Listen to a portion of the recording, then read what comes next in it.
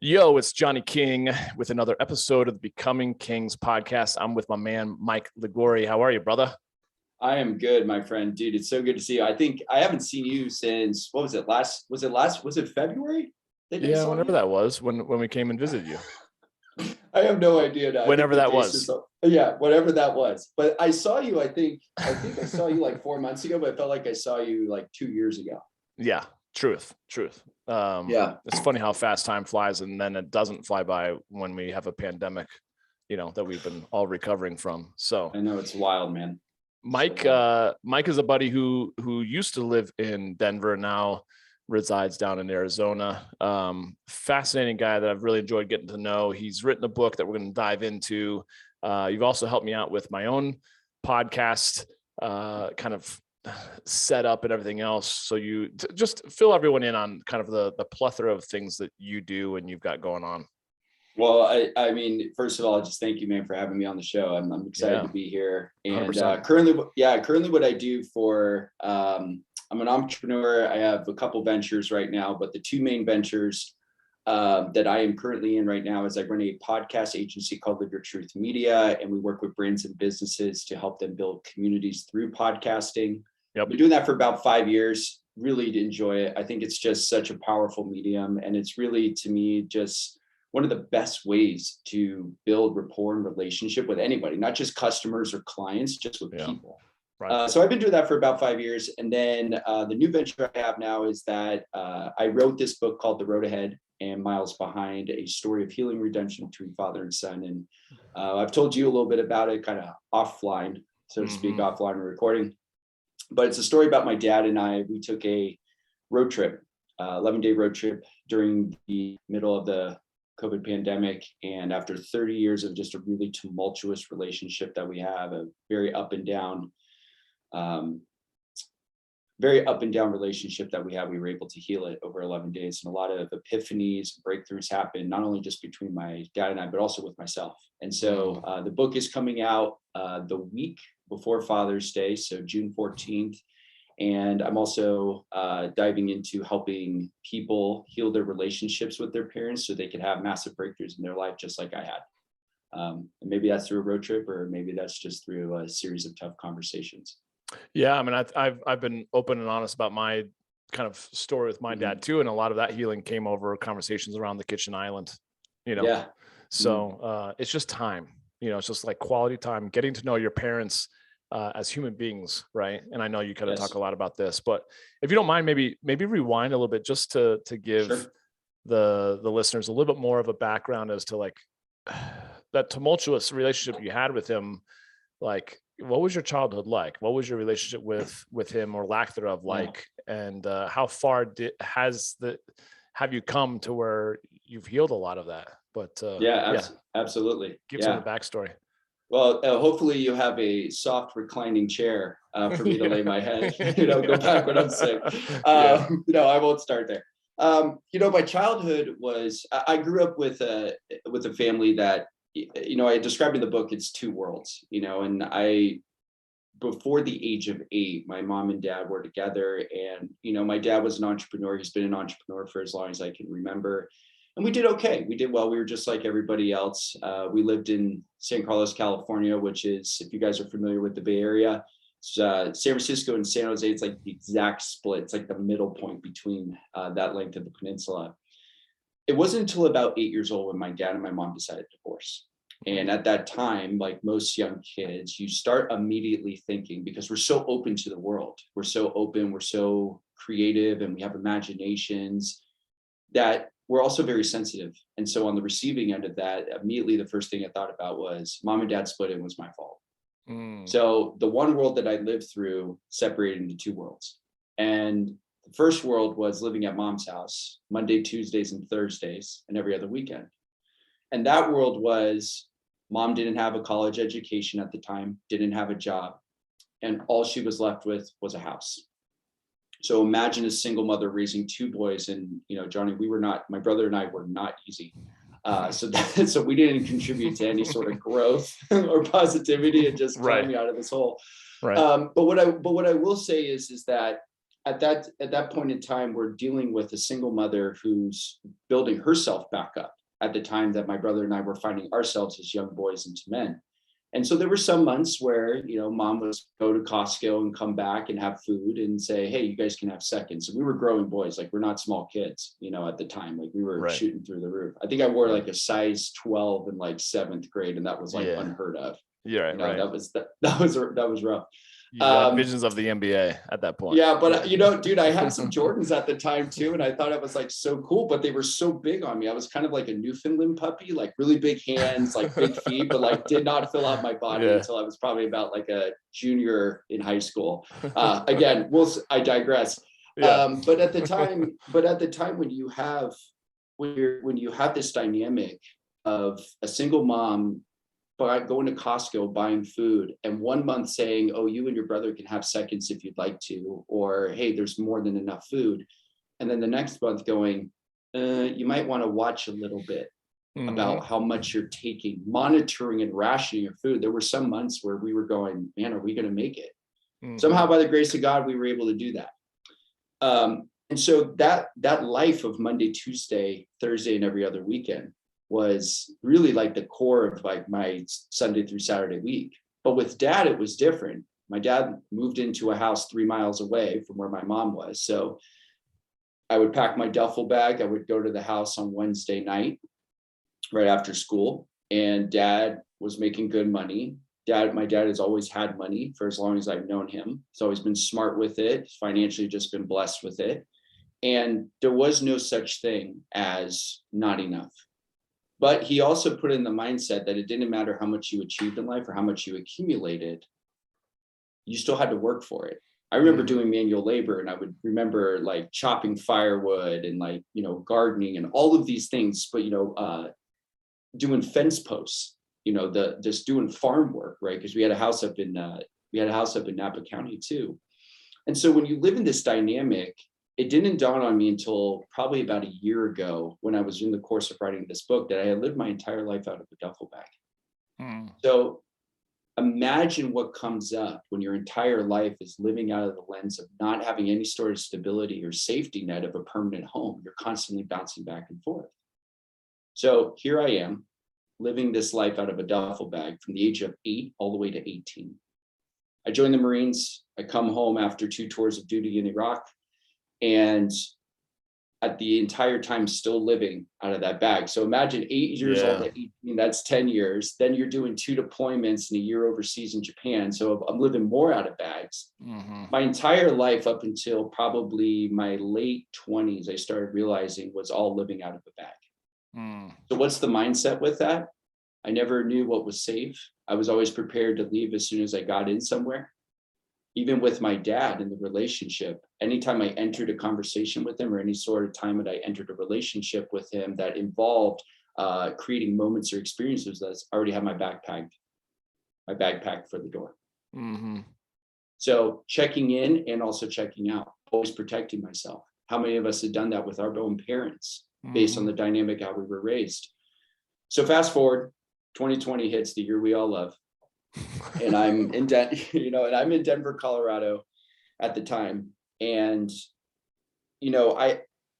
our mutual friend, Dan, Dan is a very good friend of mine. And as you know, Dan, he's a very, very wise, very aware. And I was telling Dan, I said, I don't know if I'm ever going to ever have a real relationship with my father. And he said, well, what does that mean to you? I said, honestly, I'd be lucky if I just had cordial ground to walk on with him. That's it.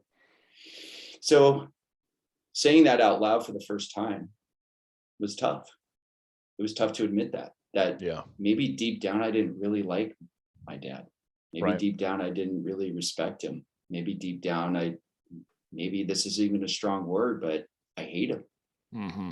Because I've been chasing for his affection for so long to prove that I was worth anything. Because when you're a young boy, your dad is the first person that you see that represents what it means to be a man. And so you're already measuring yourself up against the expectations of your father and that bar that was set. That's the standard that they said. It doesn't matter if you think your dad's a great dad or he's an amazing dad or not a good dad. That's the bar that you're either trying to meet or surpass. And we're always feeling like we're behind that bar. So for me, with my dad at that time, I was like, maybe talking about stocks and college football and, business, and every once in a while, maybe some life advice and disagreement about politics. Maybe that's it. Maybe that's all we're meant to talk about until maybe he passes. And out of nowhere, 3 weeks before my 38th birthday, or excuse me, my 37th birthday, he he calls me up on the phone and says, "Hey, do you have a minute?" And I said, "Sure." I'm figuring we're going to start talking about the same stuff as I had mentioned before. My dad says, "You and I have never really spent a lot of quality time together," which was shocking, I have to say, which was shocking to hear from him. And he said, "How would you like to go on a road trip with me? We'll drive from Las Vegas all the way to Sebring, Florida, to go watch the 12 Hours of Sebring, which is a very famous automotive race. For all you guys that are listening, you should look it up. It's a very cool race. It's super fun. And we're going to drive in a Sprinter van with each other." Now, let me take a step back for a second and just paint this picture for everybody. Here's my dad after almost 30 years of tumultuous relationship, seeking his approval, totally wanting just nothing but love and affection from him, battling these ideas of lack of self-worth and limiting beliefs and not thinking, and scarcity mindset and fear, things that I inherited in generational traits and curses. And my dad's asking me to spend 11 days in the van with him. What did you think was going to happen? And it's funny, and it's funny, Johnny. I sat there going, this is, maybe my chance to finally tell him to screw off once and for all. Because now this was something he wanted from me. He was chasing after me. And I was like, oh, I'm going to say no to him. And the moment I was just about to say no to him, I heard this voice in my head. And the voice came out, and it sounded very much like James Earl Jones from Lion King, Mufasa. Yeah. And I identify it as the voice of God. And the voice said to me, "Michael, you need to go on this trip with your dad. It may be the only one that you get with him." And so I stopped, and I heard my dad selling me like he was Don Draper in Mad Men. And he was a former ad agency guy too, so it's kind of in his blood to like paint you a picture and show you kind of, this is the future, this is the now, this is true happiness, just kind of like John Hamm used to do. And I remember the moment that I recognized that I wanted to say yes to him, and this was this trip, and I had to go on this trip. I said yes, and he was excited. But then I remember getting off that phone after we had gotten off the phone and tried to coordinate plans. I go, what did I just say yes to? Right. And I'll just leave it there for now and just kind of open it up to receive whatever you got on your mind. Well, I think it's pretty cool, and I think we've talked about it offline, but we have a lot in common in different ways in terms of that relationship or lack thereof with Dad. A lot of repressed anger, resentment, lack of respect, while simultaneously wanting so badly our father's approval and love, right, and attention, which is such a tough place to be when you almost as a man and as a child and now as an adult, to like, and that is what kind of brings on the hate, is like, why do I want this love? Why can't I just be good enough, good enough because of my own self-love, right? And so it's an interesting dichotomy between that, the yin and the yang, if you will, of not wanting, but then also wanting simultaneously, and you kind of having grown up living out of that duffel bag too. It's fascinating to me. I grew up in a different way, but similar in terms of like my dad being an entrepreneur, and the house was on the market, off the market, on the market, off the market, depending on cash flow. And I grew up with a very scarcity focused mindset of like, when is it all going to be taken away? Like you can never guarantee, feel like tomorrow will be there. Right.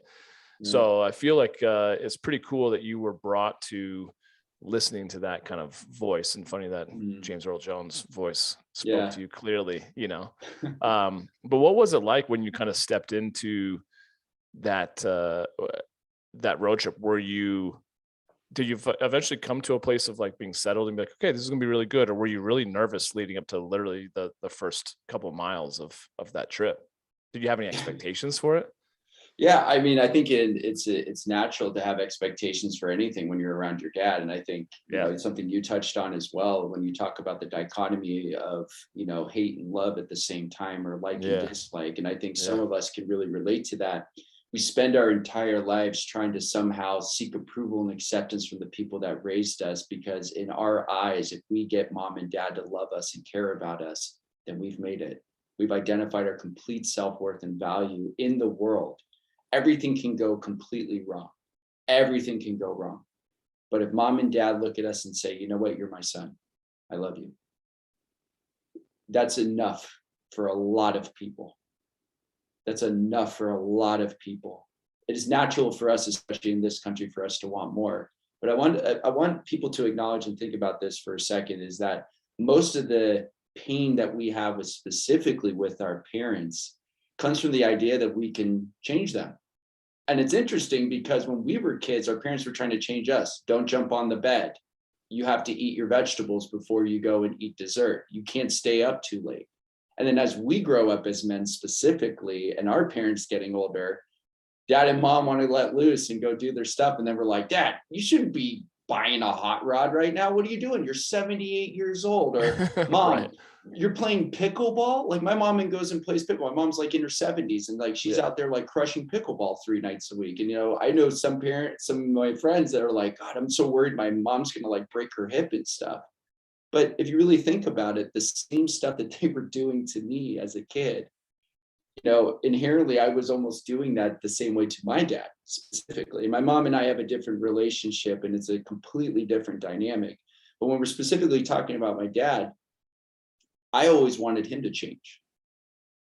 So imagine that relationship, right? My dad's telling me this, this, and this, and I'm absorbing this image and this like idea that I'm not worth it to him. But then as I get older, I'm like, I just want you to change, Dad. I just want you to see it from my eyes. So imagine having that sit on my brain for all of those years and then going into a road trip. Hell yeah, I was nervous because here I am sitting in the back of my head going, man, is this the last trip that we're ever going to have together? Is there going to be pure acceptance? Is there going to be love in this cabin? Is it going to be fighting? My dad's a very meticulous man. He likes things done a certain type of way. And who am I to tell him that that's not efficient enough? My dad has a system he's been doing for 50 freaking years. And I'm talking about systems in terms of everything from the way that his tool shed is organized to the way that the coffee is organized in his house, how he goes about his day. He's a very systematic guy. So who am I to sit there and tell him, Dad, you got to change the way that you look at me? That's where a lot of our anger and hate and frustration comes, is it's not from ourselves. It's our relationship to our fathers specifically. So imagine I've tried to change my dad and I have this relationship with him and he looks at it like, I don't understand why you don't like me. Because I told him in the van, I don't really like you, Dad. I haven't really liked you for a long time. So the receiving end of that on his end was a little shocking. The expectation of us changing any sort of relationship that we had until it was frightening, because I actually deep down was very comfortable with me not liking him. But I really also, the inner child, right? The young Mike who was 8 years old really truly wanted acceptance and love from him. And so it's hard. It was hard, but it's the first day.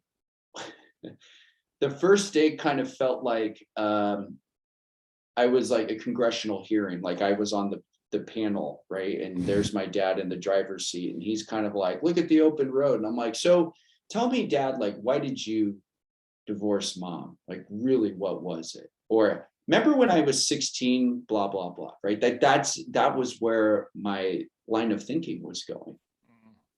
And one thing that happened on that road trip that I thought was really fascinating is that, and I talk about this in the book, there comes a moment in time where you start learning that your parents are never going to change. So it's better for you to try to understand your parents if you really want to before you were born.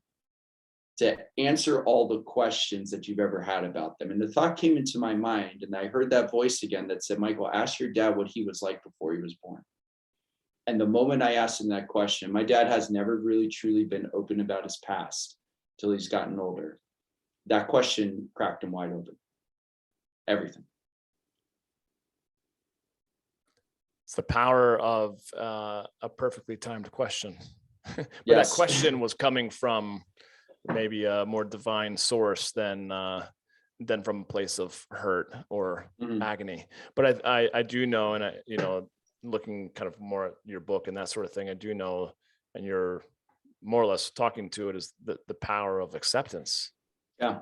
Versus, like you said, I mean, whether we're talking about our parents or stress, overwhelm, anything in life, it's all because of our resistance to what actually is, right? Yes. Like, hey, this is how life is actually showing up, in 2020, let's say. But our resistance to, all the craziness that happened that year was what created the anxiety, the fear, so kind of cool that you talk about, acceptance and forgiveness, but maybe you could kind of step into a little bit more of that conversation as you're having these talks with your dad and asking these questions, learning about who he was before you were born, which I think maybe gave you a little more perspective to just accept him for who he is, who he was, who he is in this present moment, which ultimately I would imagine, lead to forgiveness. But expand on that, if you don't mind, the acceptance and forgiveness.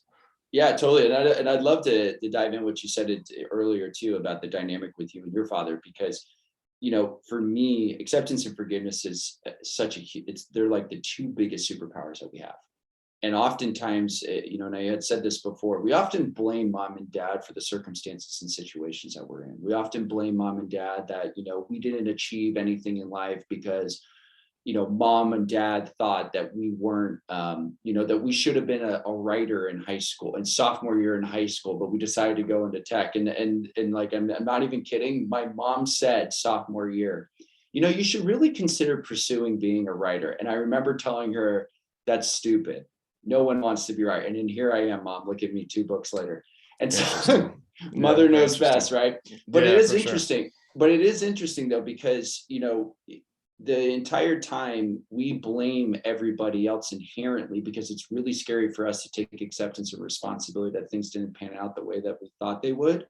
More so because of the fact it's easier to say, hey, mom and dad created the fact that I'm broke. No. You created the fact that you were broke. Mom and dad didn't do anything to it. So I want everybody to acknowledge is that it is not the person, the financial crisis, the situation, the circumstances out in the world, especially right now, that have created your pain or your perspective on your own self-worth. It is your relationship to those things that has created the lens in which you see yourself. If you can change that, and if you can shift that total dynamic from that of, I'm not worth anything because I don't have money now because the stock market crashed, or mom and dad spent their money poorly, and now I'm broke and my financial future is done. It's very important to distinguish that, because once you learn to accept the fact that you are not responsible for other people's actions, you're only responsible for your choices and your actions, this is where you can truly become free. So in that car, when I started seeing that my dad made choices that set his future family up at the time that we weren't even alive at the time, when my dad went to Woodstock in his 20s and then moved to California and started his own business. I was just a thought. I was an idea at the time. I didn't exist. I didn't choose my dad and my mom when I came into this world. Those were the parents that divine power decided I needed to be born to. So in that car ride, I remember, what is the lesson that I'm supposed to be learning from them, or lessons that I'm supposed to be learning from them, especially now in this point in time? If you believe in there are no coincidences in life, I'm here right now with my dad, saying to him, what were you like before I was born? And the first thing I thought about was, wow, my dad did the best he could with what he had at the time that he had it. He actually only knew what was best based upon where he was in life. Can I accept that? Can I no longer blame him and just say, you know what, Mike, maybe it's time for you to accept and change your responsibility? And I think a lot of us shifting that perspective to ourselves.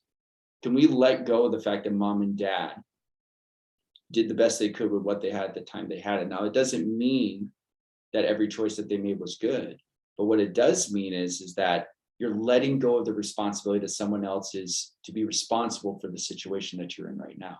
So acceptance being that first piece. And then this one, Johnny, I think is a big one, is forgiveness. It is so hard for us to give ourselves grace and forgiveness. And it's more so because we don't think we're worthy in the first place. So we'll say, oh man, I'll forgive you, dude. You were late to dinner, and like, we casually brush it off. But how come we don't forgive ourselves? Where's the grace and space that we can give ourselves in that moment in time to realize, like, hey, you know what I truly accepted about my dad and what I knew about him at that time, I need to forgive myself, because I was angry at him and I carried all that anger and that frustration, that energy. And now I'm forgiving myself, because we also have a tendency, especially as men, hold ourselves to a really high standard to provide and protect. And when we don't meet our own standards, we kind of implode. We get angry at ourselves that we let that happen. So forgiveness of ourselves counteracts the entire idea that we're not worth it, or we didn't meet the standards that what men are and what we've been told men are, and the subjects and the viewpoints of all of that.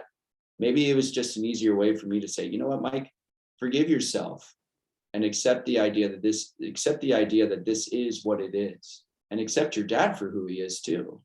And then can you be free from that? And that equation to me made me accept my father more of who he is because of that. That's really, really powerful. And I think that's, yeah, I mean, it's certainly what I've learned too. And something that Stefano Safandos mentioned to me a while back was like, a prerequisite to forgiveness is feeling. And I was so angry, but I never really felt like that was an emotion that was okay to express. I didn't even know how to express it, because I'm not an angry guy, as I told myself. But because of that, then I became very apathetic, and I just felt very numb, very emotionally flatlined, which oftentimes I just would vacillate between extreme fits of anger or rage, or just total numbness.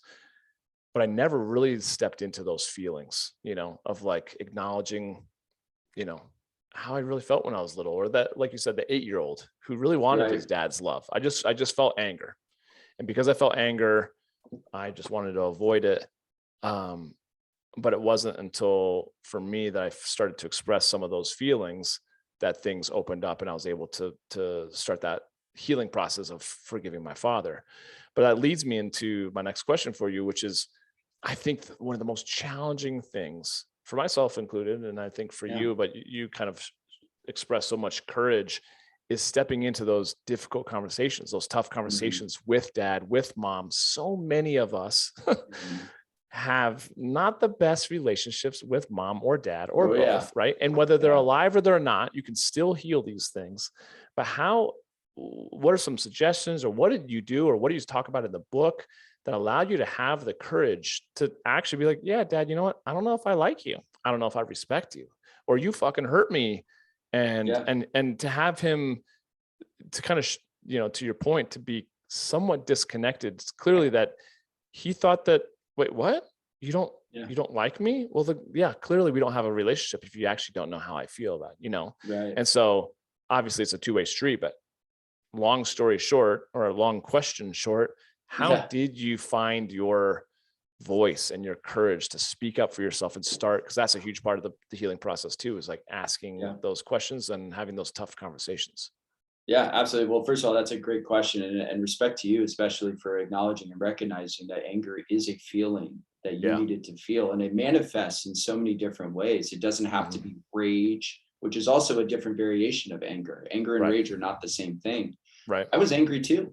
And a lot of times I would, I'm a cursor, so to speak, right? So when I get angry, I love saying F word. I'll just like go off and just like scream profanities out of like the top, but it works, right? That totally works. That's great. I don't like scream into the pillow or any of that. I'm just kind of like, I'll say like, I'll be like, fuck, and I'll just say it like very, it's just kind of like that way. No more pent up anger. But, to go back to how did I find the courage for that? The first thing, I think it's about accepting and recognizing for yourself that the feelings that you have and the emotions that you have and the stuff that came up from your past is knowing and feeling that that's okay to be upset that things didn't turn out the way that you thought they were.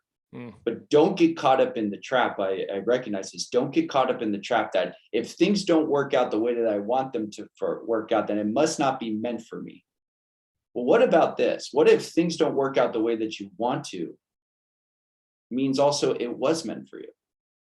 So what happens if you look at both sides of that? Because remember, my dad and I, when we were in a relationship together, talking, conversation, experiences, two people in the same experience had different perspectives of how that experience went.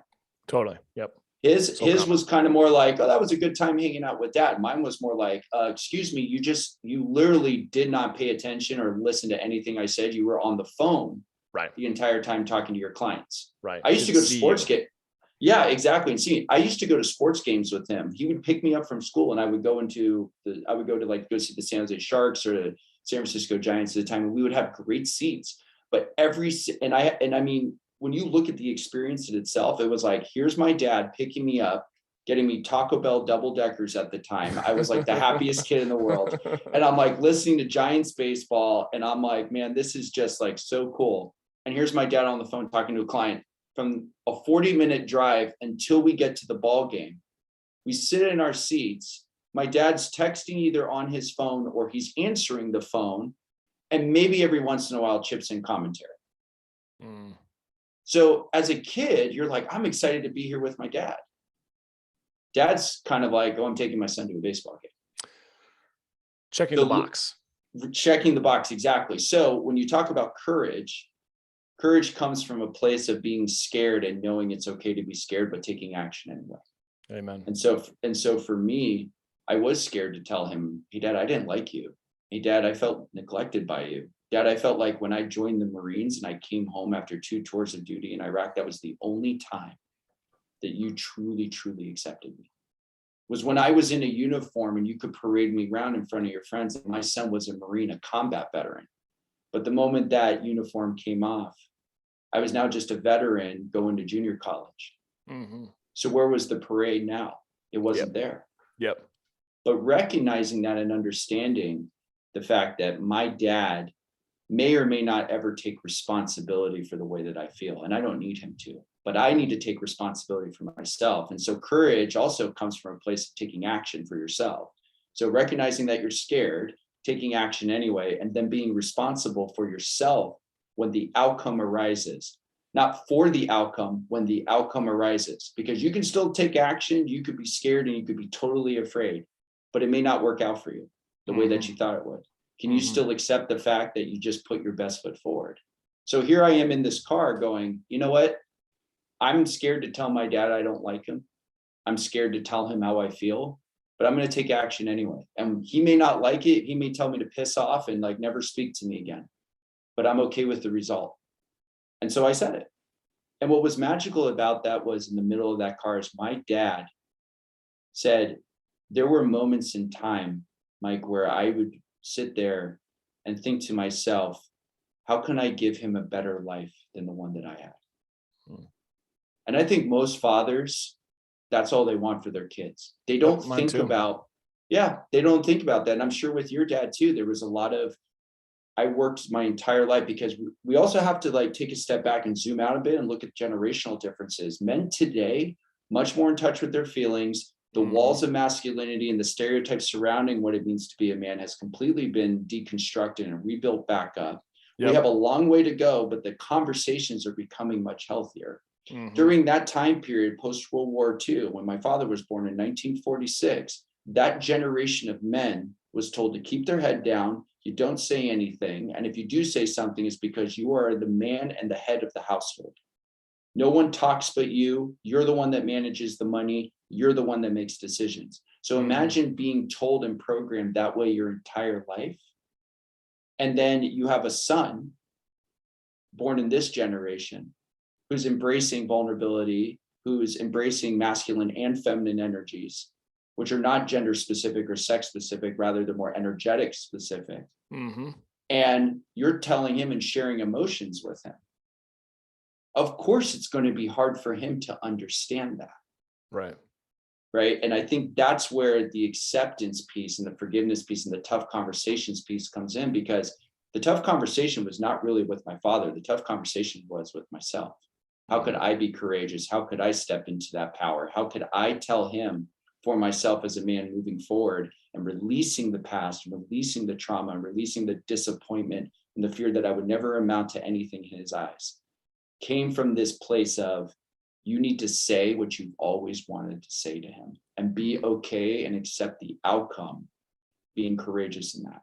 And so that was, to me, was the big thing. That's what I wanted more than anything, was I just needed to say what I wanted to say.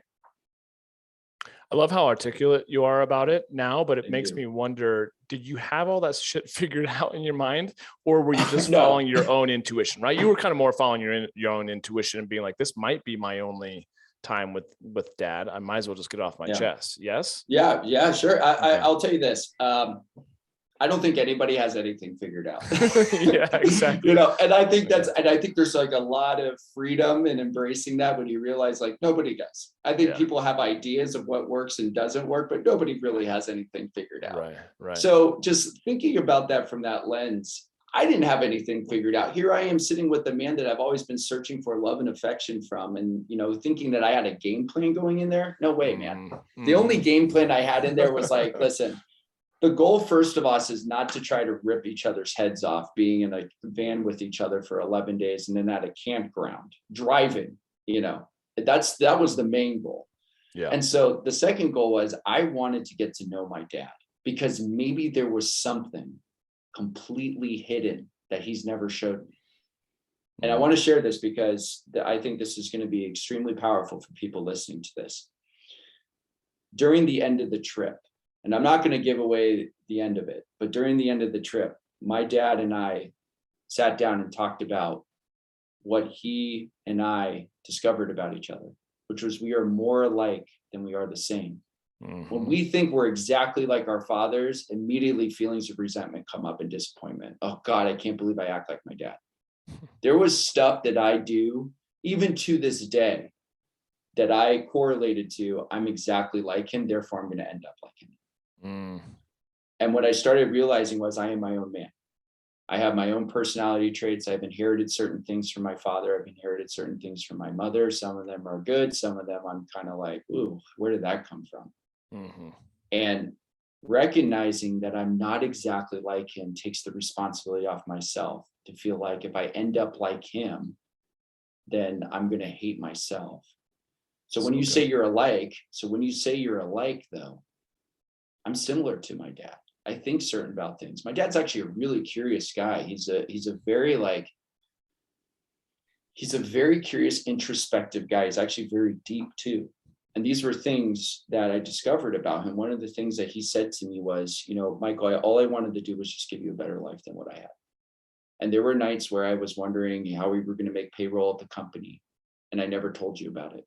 The nights that I was on the phone late while you were sleeping when you were a kid, I never told you about that. The nights when, you know, I didn't pick you up from school, there were nights, like, no kidding, he would not be up from after school. So school had gotten out at 3. I didn't get picked up by my mom until like 5:36. And it was always because my mom said, your dad called, I have to come get you. He had to stay late at work. I held on to that emotional trauma for so long, being like, dad doesn't even care enough to pick me up from school. Do you know what he was doing? He was working, putting me through private school, putting me through education, giving me a leg up and an opportunity up in the world. And he never told me about it. Mm-hmm. He never once told me about it until that trip. And then that's where I started seeing my dad differently. What's interesting though, with what you bring up, is I get that too. And I have heard that from a lot of parents, you know, on both sides of the aisle, if you will, that I just wanted to give you a better life than what I had. Noble. Yes. However, they're still making it about them. They're not actually doing what they're not even checking in with their kids to see what do the kids really want. Right. And so I hear this from, friends and family, like, oh, well, I'm doing this for the kids. I'm doing this for the kids. No, you're fucking not. Because if you actually checked in with the kids would want more time with you, quality time. They'd want more hugs, kisses. They want more memories, right? It's not actually all that difficult to be there for their children, but I feel like kids ultimately just want to be loved. They want to be seen. They want to be held, knowing that they're safe, to be however they want to be. And so I think it's one of those things where, again, noble, yes, and yet it's still somewhat selfish, because they're doing it for their reasons. Which, again, like you said before, my parents, your parents, they're all doing the best they could with the tools that they've had, right? Mm-hmm. But we are in a unique position as this generation, especially being at our age where if you don't already have kids as you're listening to this, you very well might sooner than later, right? Mm-hmm. To raise children in a way where you're really checking in with what they need, and listening to what they have to say and respecting where they're coming from, even if they're a little 7-year-old or 8-year-old, right? Yeah. And making sure that they feel safe. And so I think it's just interesting to hear that, because yes, it gives so much more perspective, and yes, it allows you, Mike, to have the empathy for dad to understand and be like, oh, you know what? Okay. And I can now see it and respect it from where you are at 39, 40, however old you are. Yeah. And yet it doesn't negate either that you were hurt when you were little, that you had abandonment issues or you didn't feel important, So I do feel like, and I'm speaking to all the men who might be like, yeah, you know what? I used to be pissed at my dad, but we've got a good relationship now. We kind of worked those things through, and I knew he was doing the best he could with what he had. And they kind of spiritually bypass over the fact that they were fucking hurt when they were a little boy, and they still, have that inside them.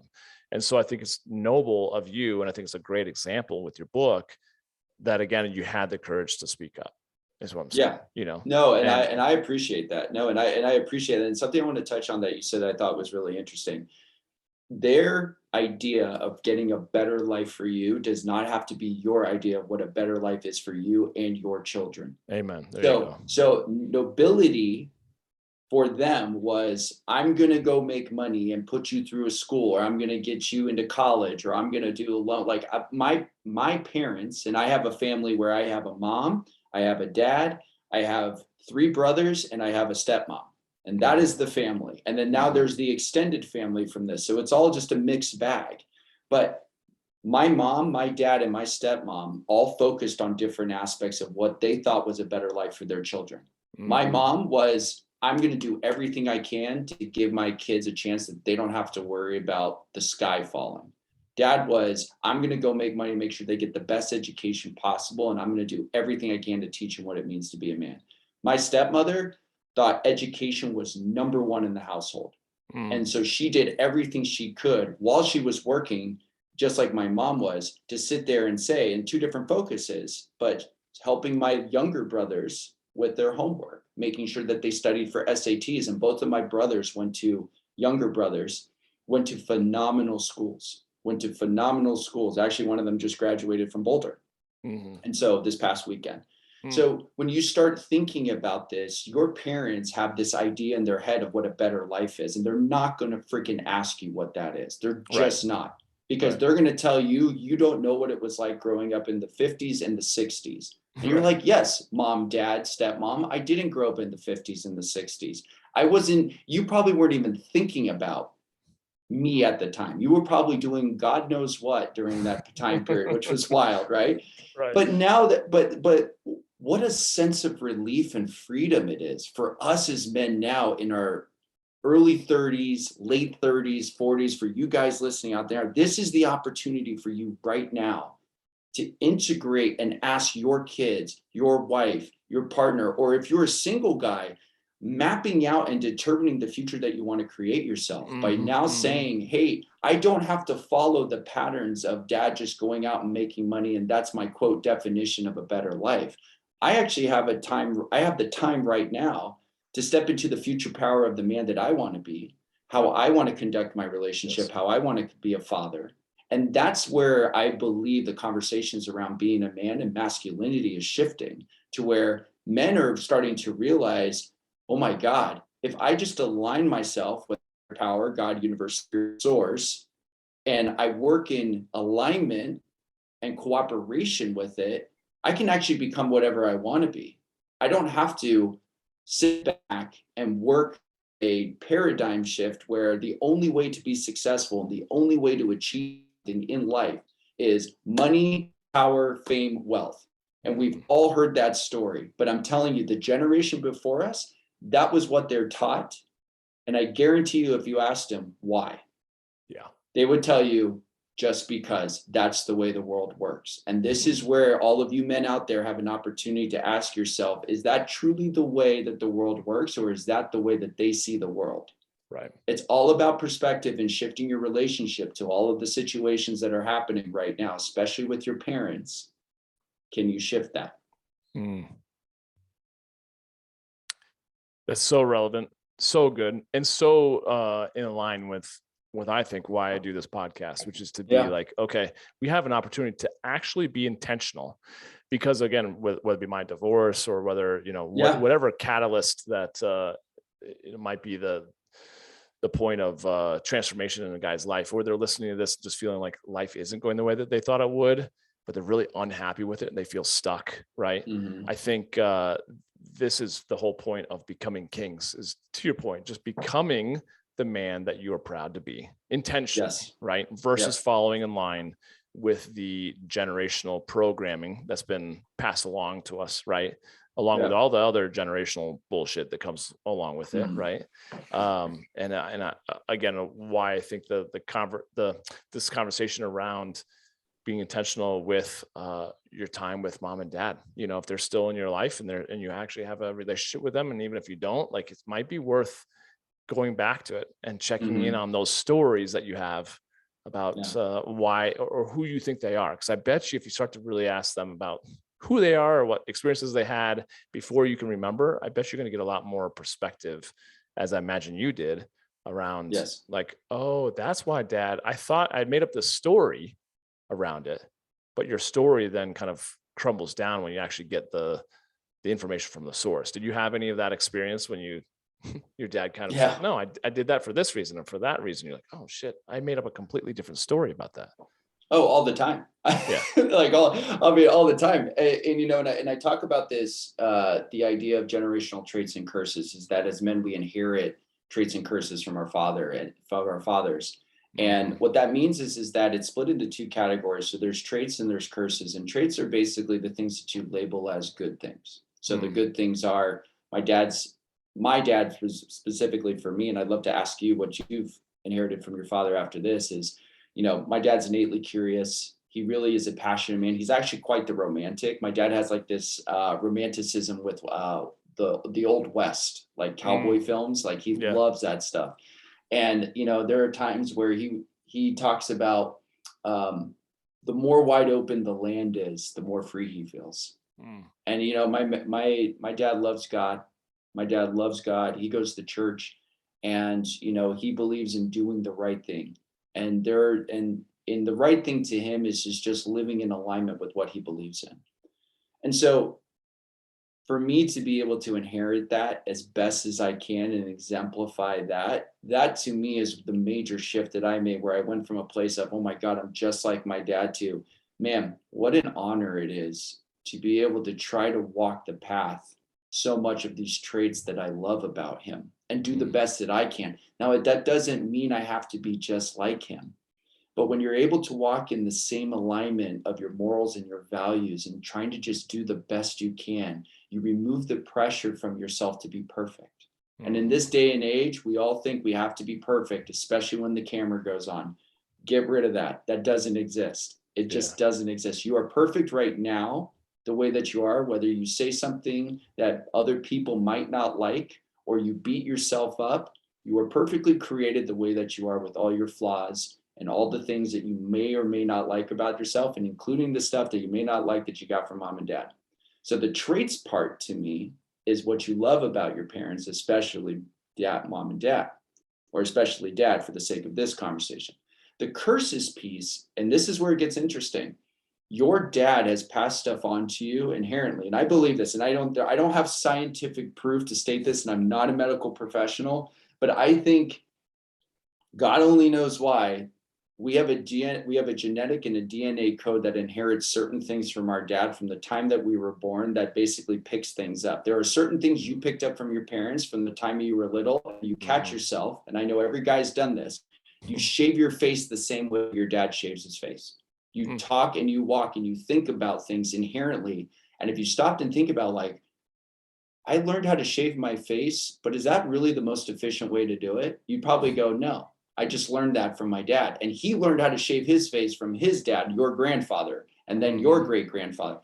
So the curses get passed, right? And then I'm not saying shaving your face is a curse, but if you apply that to short fuses, certain things that, that keep you up at night, certain things that you're beating yourself up for. I'm sure there's things about that you've inherited from your dad. You're like, oh my God, man, was your dad, for you, John, was your dad a man who repressed his anger, who didn't talk much about his emotions and feelings? 100%. Yep. Yeah, 100%. Right. And so there you go. And so now you, at some point in this day and age, especially where you're at right now in the season of life you're in, you've gone, oh my God, where did I get that from? Right. Where did I get that repressed anger from? Now, even if you take this a step further, and I thought about this, and I thought about this as I was probably working on this book and also learning over the last couple months and really exploring more about the dynamics of life, because I'm truly fascinated by it. Again, I get my innate curiosity from my father, is if you really truly think about it, from the time you were born, that you are a series of walking conversations, that everything has just been total input for you. So when you talk about, like I said before, that I don't know how this happens, but I just think we're all wired to pick up certain things from our fathers and our mothers through conversations and things that they do. Because we don't pick every single thing up. We only pick up certain things. Right. So when you talk about curses and you recognize that there's good and not so good and things that serve you and don't serve you, you have the opportunity right now as a man to break the generational curses and the cycles that have been keeping your lineage of men in your family down for years. And you can stop it right now when you start recognizing that your dad was a man just before you were born who had other ambitions and other dreams. And he inherited certain things from your grandfather. And so when you're aware of that and you split it from traits and then curses, you start going, wow, I really don't like the fact that I don't get to feel anger anymore.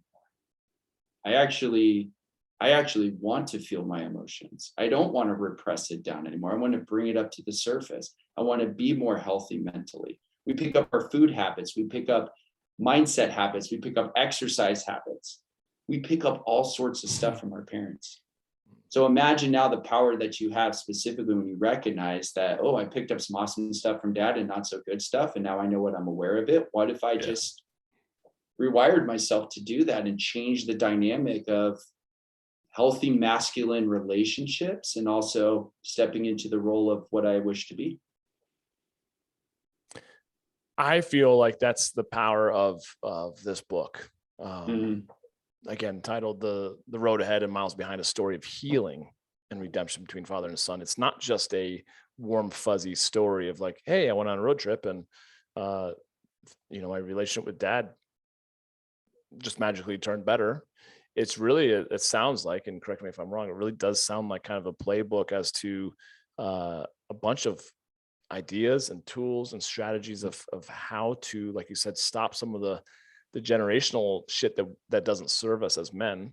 And also brings just a lot of evolution in a positive manner in how we get to show up as men in this day and age, and how we can kind of pay that forward and have a ripple effect, a positive ripple effect with generations to come. Would you say?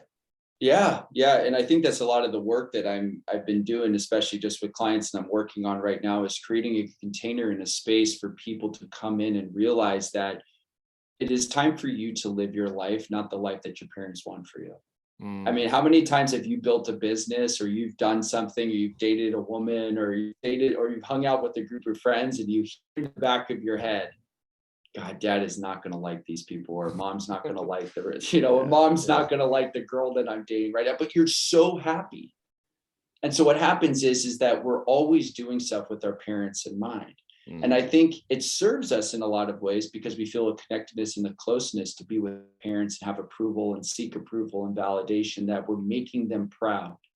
But how exhausting can it be for us specifically if that we live our life through the lens of making sure mom and dad are cool with every single thing that we do.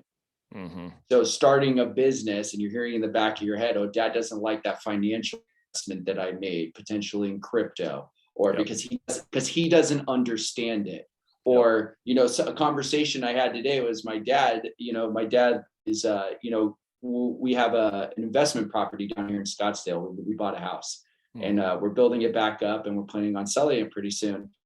And I am very passionate about freeing people from these constraints and these prisons and these self-contained prisons specifically, through the lens of this, like, mom and dad are talking in my head every single day and I can't just get out of it.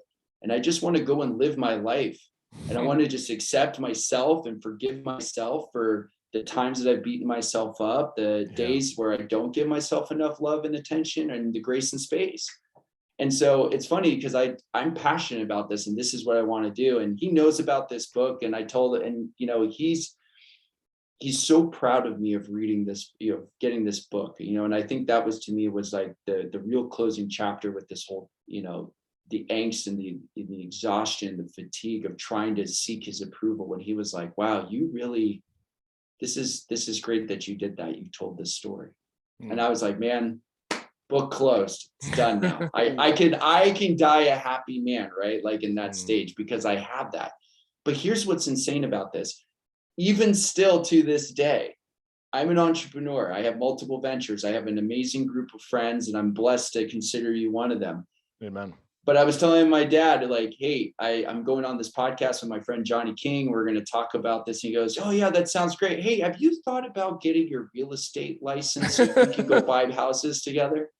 And I'm sitting there going like, Dad, listen, I don't want to go get my real estate license. I want to go help people free themselves from these contained prisons of like mom and dad talking in their head about every single thing that they're doing and like not having them live in the mind of limiting beliefs. And I went on this tirade. Like, I just was like, Dad, a lot of people are sitting there putting so much like freaking pressure on themselves to be perfect and to thrive in an environment that they don't have to be perfect for anybody else. They exist that way just right here and now. And he goes, so you're like selling yourself though all the time. And I go, no, Dad, I'm serving people all the time because that's what I want to do. Yeah, but real estate, and I could hear him in his head. And this is what I was talking about before, generational differences. Mine is very much in the forefront of, I want to serve and help people. His is very much of, well, what about the commission that you would be leaving on the table? And mind you, it's not market commission that he would be paying me if I bought these houses. So already I'm already getting capped. But but like, think about that for a second. And I just want people to think about this, is that your parents, again, have a different lens of what they want you to be happy for. And as long as you continue to give them real estate, speaking of real estate, in your head and allowing them to dictate and tell you what is the right move and what's not, you will never be free. It is only when you can release yourself from that judgment piece, from the conclusion piece, the points of views, in the manner of mom and dad giving you approval and validation of all the things that you're doing, that's when you can be free. When you can let that go and say, you know what, mom, dad, I'm blessed that you guys are my parents, but you know what? Like, I'm 38 years old, man. Like, let it go. Yeah, right. Right. But that means on the same end, you can't be trying to change them either because you're, quote, worried about them. There you go. Yeah. You can't be worried about them because, you could still love them and care for them afar and give them support and light and love. But here's the deal. If you want them to stop changing you and having real estate in their head, you can't be taking up real estate in their head, which means stay on the separate, to your point, stay on the separate side of the aisle. So, that to me is what I'm so passionate on this season of life is that there are these narratives, these conversations that we've just inherited for so long from dad, especially dad as men, because dad is so important to us. What would it be like for us if we could break that container, if we can set ourselves free from that and say, my dad is my dad and I love him just for who he is, but he will not dictate, nor will he hold me responsible and accountable with his opinions and point of views about what I do. What would your life be like if you could do that? Changes freedom. Everything. It changes everything, right? And that's the name of the game, is freedom, right? That is the name of the game, is freedom, personal freedom for you to go and live your life accordingly, the best that you can. And when you have a family someday, you will have the opportunity to give that freedom on, and therefore the traits and the curses are finally broken. Because freedom is now being passed down to your family, to their family. The freedom is the currency. That is the true currency. Mic drop. Perfect time. I mean, we can obviously keep talking as we often do, but for those that are like, cool, I'm sold, where can I get the book, or when can I get the book?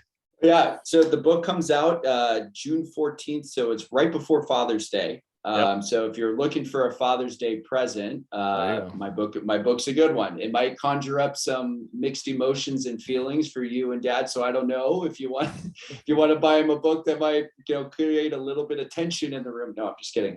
The book comes out. Yeah, in a good way, right? But more so, this book is just about the healing power for people to move on with their lives and just say that Mom and Dad love you no matter what, and it's never too late for you to have something with them if you choose to. Yeah. June 14th, book comes out. You can go to my website, MikeLiguori.com. That is MikeLiguori.com. And then you can also follow me on Instagram as well. I post a reel every day about acceptance, forgiveness, really just inspiring people, positivity to the crowded space that is the internet.